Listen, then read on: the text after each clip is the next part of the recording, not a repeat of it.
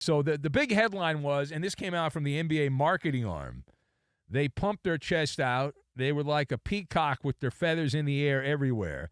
They were very braggadocious. They said, listen, all you haters, all you people that said mean things, the Pacers-Thunder Game 7 was the most watched NBA game in 6 years. Put that in your pipe and smoke it. 16.4 million out of a country of 300-plus million watched the Game 7.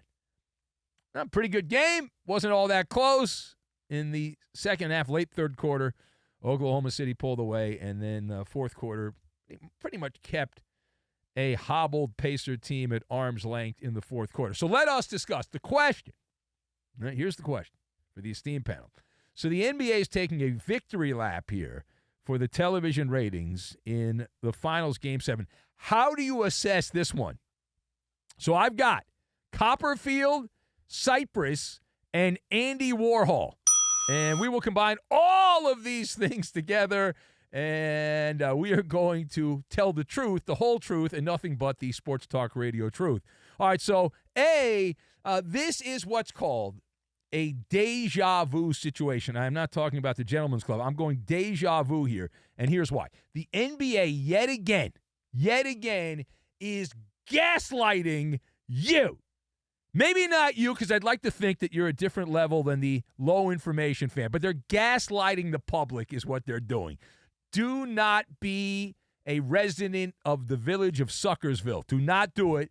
Now, Adam Silver and his underlings, all right, they're taking a bow here for the supposed ratings success, a victory in the television ratings here, and the usual suspects in sports media, slobber, you know who they are gleefully regurgitating this as the gospel. See, I told you so. They just take the press release. Now, I used to run a website, and I would get these press releases, and I knew the places that would just republish them without, like, adding anything.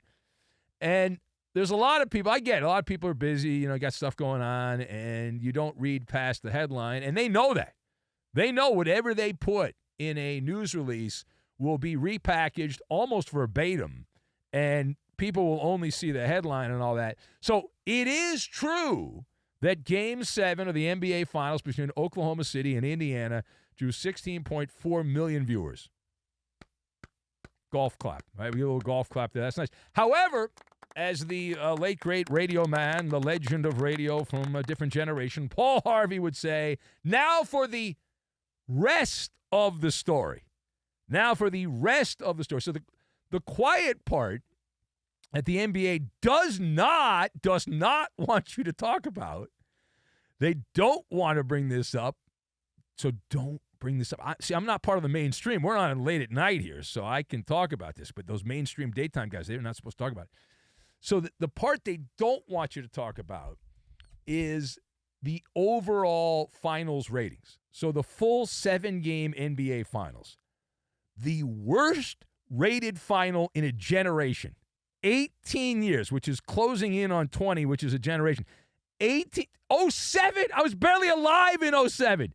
The last time the NBA Finals did worse than this, and that was back when the San Antonio Spurs in the San Antonio River, they floated down that river as champions over LeBron's cadavers in the 07 NBA Finals. That was a David Stern production, and he had to pretend like people actually cared then. But David Stern was more honest because he knew when there was bullcrap. It was very hard for him to sell the bullcrap. Adam Silver, because he's like a lizard person, he seems to have no problem selling it.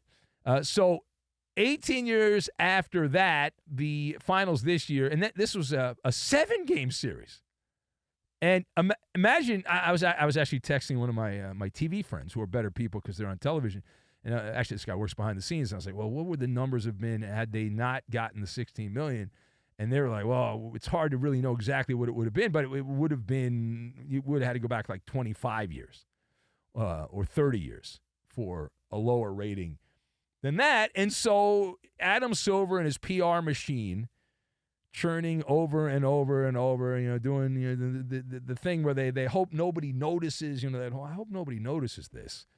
and that one-game spike in Game 7, it does not make up for, 2 weeks of apathy.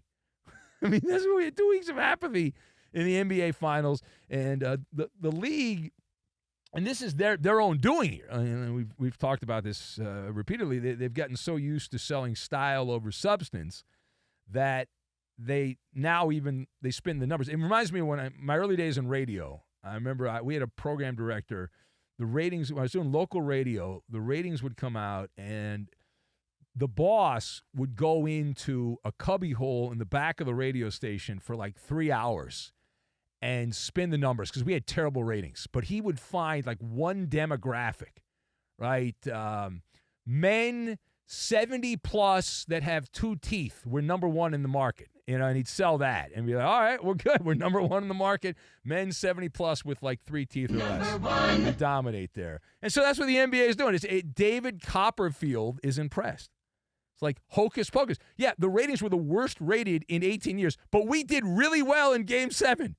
Really well, right? Look over here. Don't look over there. It's the art of magic. And I love magic. The art of magic is to get the people to look where you want them to look and not where you're actually doing the switch. And that's what the NBA did. And so don't worry about the fact, if you're paying attention, don't worry about the fact the first 6 games of the NBA Finals barely moved the needle. Don't worry about that. No. Now, the NBA has to live with the reality that they have cooked up here. For multiple generations, 40 years, the league has been totally dependent on big market, glamour teams, drama, player movement, the trades. Now, of course, recently it's been social media buzz. That doesn't translate into money, which is the problem. They haven't really monetized that in a way that they can make any real money on it.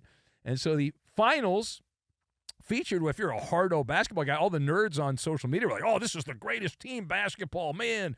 The public doesn't want to consume your product. It's like a restaurant where the food's got the finest quality. Nobody wants to eat it because they think it's disgusting, but it's really healthy for you. All right, now, page 2. So one of the other storylines here is the snap, crackle, pop. Tyrese Halliburton, gonzo in the first quarter, and people continue to be freaking out. OMG. Halliburton, the Achilles injury. I can't believe it. Now, our teammate, our colleague, Colin Cowherd, from his humble abode in Chicago, is among a handful of pundits recommending the league immediately shorten the NBA playoffs. Did you see this? Yes. He's not alone, by the way. There's other people that are also advocating that the NBA must shorten the postseason. No more best of 7. No, our delicate little flowers cannot handle the best of 7, that we need to go to a best of 5. Save our beloved basketball heroes. Go to a best of 5. Any insights you'd like to add on this? So when I saw this, I immediately thought, well, this is Sports Talk Barry. This is the Babylon Bee or the Onion. This is satire. This is NBA Centel. This is not real. This is fake. I'm not going to fall for it. And then I saw it again, and I watched the clip, and I was like, well, I think that's legit. I think he actually said it. I can't believe he said it, but he said it. And so other people said it. So it's like it's Cypress Hill is what it is. It's insane to the membrane. It's insane to the membrane. Reminds me of the pandemic when people were running around. Out of an abundance of caution, don't do anything out of an abundance of caution. It will never be safe enough for our NBA heroes. Never, ever.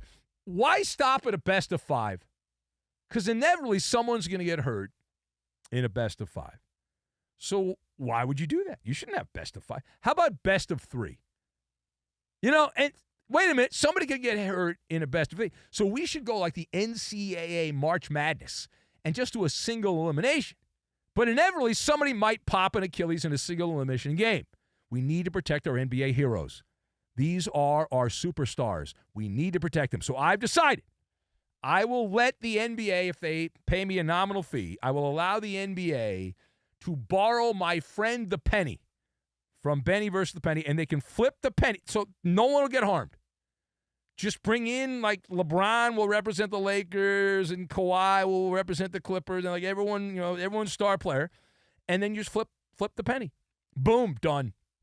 That's the way. Forget the 5 games. Somebody could still get hurt.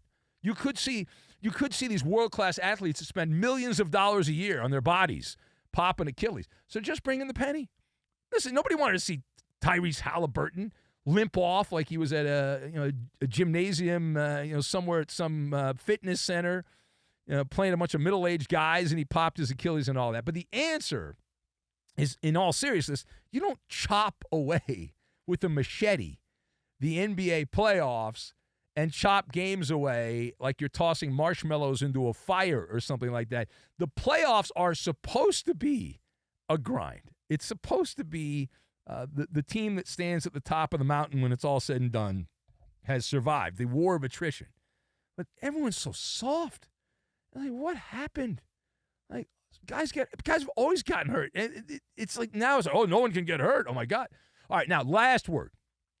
So one of the other storylines here, fresh off the NBA championship, the chatter within the league circles is that money coming down, a lot of money. Jalen Williams and Chet Holmgren, Skeletor of the Thunder, they are going to receive massive rookie-scale extensions, which means, let me phrase this a different way, cha-ching, cha-ching, cha-ching from OKC, the Thunder. So give me the pros and cons of what's about to happen.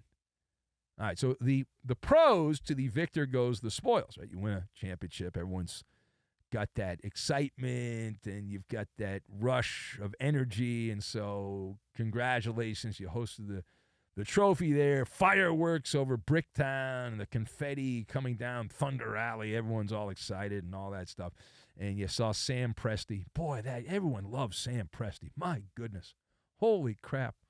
Looks like a nerd to me. Anyway, so Sam Presti there standing atop as the champion GM, and everyone's celebrating. All the basketball nerds are all excited there. They're all jonesed up and all that. Now, the cons on this are, even as the champagne continues to flow in OKC, and everything's covered in gold, you win the championship and all that, there is a disease which Oklahoma City has now acquired. And the illness, which was first diagnosed by Pat Riley a million years ago, is the disease of me. It's below the surface. You can't see it right now, but it's there. It's just developing, the disease of me. And it's going to echo more and more and more throughout the Dust Bowl. You've got the generational wealth being passed out to everyone. And as Andy Warhol famously said back in his day, life just a series of images that change and they repeat themselves as they change. The same thing happens to new people, and that's kind of it. So we've seen this before. And we will not pretend. I mean, maybe you will, but I will not pretend that the situation is going to be any different in Oklahoma City. They look like an AAU team, the way they were all celebrating and all that stuff. But even if it's subtle, it's like, it's a we over me, which was the mantra they used to win the championship. And suddenly you're starting to think more about stats and contracts and things like that. And you get your money and all that. And the salaries start going up and away, and they swell. Your bank account gets a little bit bigger. You're like, hey, man, wait a minute. Now, I've won a championship here. Maybe I want to go play in a bigger city where there's more to do, and why am I here? I like Oklahoma City, but I want to go somewhere else where the lights are a little brighter and there's more to do, and why not? And then the pecking order gets a little murky, and the culture club becomes it's a buzzword. Nobody actually follows it, et cetera, et cetera, et cetera.